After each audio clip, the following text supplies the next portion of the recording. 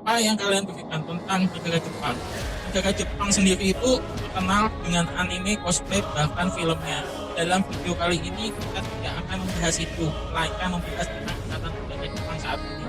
Wilayah Jepang itu termasuk salah satu negara kepulauan yang terdiri dari Pulau Honshu, Hokkaido, Kyushu, dan Shikoku, serta beberapa pulau kecil. Batas-batas laut Jepang juga termasuk zona ekonomi eksklusif dan wilayah landasan kontinen yang diterima oleh internasional.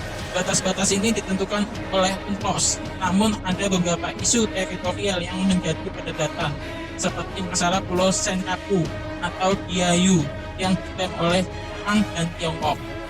Batas wilayah udara Jepang adalah space udara di atas wilayah geografi Jepang, termasuk pulau-pulau utama dan wilayah laut teritorial. Batas ini diterima secara internasional dan dilindungi oleh JASDF, Japan Air Surf Defense Force, melalui patroli udara dan tindakan pencegahan jika ada ancaman terhadap wilayah udara Jepang. Ini juga termasuk bekerjasama dengan militer internasional untuk memastikan stabilitas dan keamanan regional di wilayah udara Jepang. Sebagai bagian dari upaya pencegahan dan pemeliharaan stabilitas, JASDF juga bekerjasama dengan militer lain di seluruh dunia untuk memastikan bahwa wilayah udara Jepang tetap aman dan terlindungi. Ini termasuk melakukan latihan bersama dan kerjasama dalam upaya-upaya keamanan global. Taktik dan strategi JASDF berfokus pada pemeliharaan keamanan dan stabilitas wilayah udara Jepang dan memiliki doktrin yang menekan pada pengembangan kemampuan pertahanan udara, integritas wilayah, dan bekerjasama dengan militer lain di seluruh dunia. JASDF juga berkoordinasi dengan Angkatan Laut dan Angkatan Darat untuk memastikan integritas wilayah nasional dan melindungi populasi dan aset Jepang. Pada tahun 2018, JASDF memiliki 49.913 personel aktif dan mengoperasikan 740 pesawat, di antaranya 330 pesawat tempur pada tahun 2020. Komando Pertahanan Udara membawahi Komando Satuan Udara yang tersebar di 4 wilayah, yaitu wilayah utara di Misawa, wilayah tengah di Hiruma, wilayah barat di Kasuga, wilayah barat daya di Naha. Komando tersebut membawahi 7 wing udara tempur, 1 wing peringatan dini dan koreografi udara, 1 wing pengembangan taktik udara, 1 wing pencarian dan penyelamatan udara, 6 satuan rudal pertahanan udara, 10 pangkalan udara utama, 10 pangkalan udara cadangan. Selain Komando Pertahanan Udara, JASDF memiliki Komando Dukungan Udara, Komando Pelatihan Udara, Komando Pengembangan dan Uji Udara, Komando Material Udara. Komando-komando tersebut memiliki tugas khusus selain pertahanan udara. Dengan sistem koordinasi yang efektif, JASDF dapat memastikan bahwa tugas dan tanggung jawab setiap komando diterima dan dilaksanakan dengan baik, menjamin operasi yang efektif, dan memastikan tugas pertahanan udara dapat dilaksanakan dengan sukses. Selain itu, JASDF memiliki jenis pesawat militer sangat lengkap dan tersebar di beberapa skadron, di antaranya 12 skadron udara tempur dengan pesawat F-15D, Mitsubishi F-2, dan F-35 Lightning II, 4 skadron pendukung dengan pesawat T-4, 3 skadron peringatan dini dengan pesawat E-767 dan E-2FA, 1 skadron agresor dengan pesawat F-15D DJ dan T-4, 1 skadron peperangan elektronik dengan pesawat EC-1, DS-11EB, dan EC-2, 1 skadron intelijen elektronik dengan pesawat DS-11EB, 12 skadron penyelamatan udara dengan pesawat UH-60J dan U-125, 1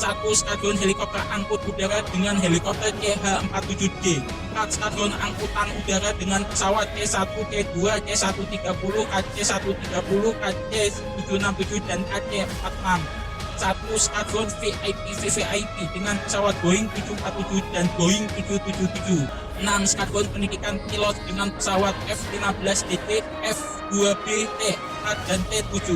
Ini menunjukkan bahwa JASDF memiliki kemampuan yang sangat baik dalam berbagai aspek operasi udara dan siap menghadapi berbagai ancaman dan tantangan dalam mempertahankan kedaulatan negaranya.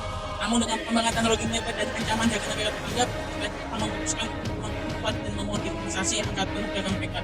Proyek modernisasi meliputi pembelian jet tempur baru seperti F-35 Lightning dan F-15X Eagle II, meningkatkan sistem pertahanan udara, pengembangan kapabilitas satelit, modernisasi pesawat transport, dan pengembangan teknologi UAV atau drone. Ini akan membantu DSDF meningkatkan kapabilitas dan memastikan bahwa dapat melindungi kedaulatan udara Jepang. Kenaikan anggaran belanja DSDF untuk proyek modernisasi dipimpin oleh pemerintah Jepang untuk memastikan bahwa DSDF memiliki kapabilitas yang diperlukan untuk melindungi kedaulatan udara nasional dan memenuhi kewajiban keamanan mereka. Kenaikan ini juga akan membantu DSDF mengikuti pengembangan teknologi, peningkatan kualitas pelatihan dan pemeliharaan pesawat.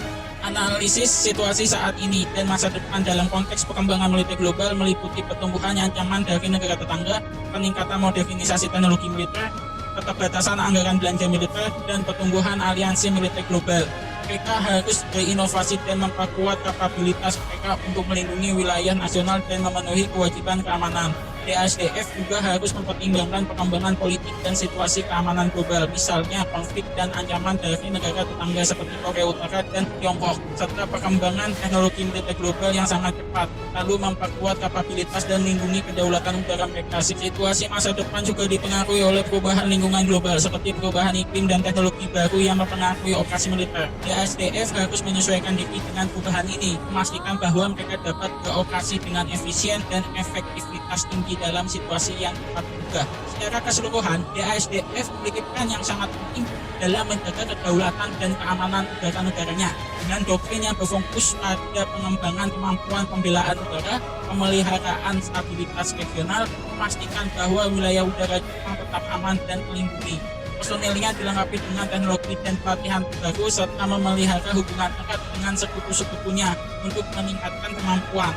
Melalui kinerja dan profesionalisme yang tinggi, DSDF memainkan peran penting dalam memastikan keamanan dan stabilitas negaranya dengan berkontribusi pada perdamaian dan stabilitas internasional. Dapat kita simpulkan bahwa Jepang sudah siap sekali dengan ancaman yang akan datang. Lalu bagaimana dengan Indonesia?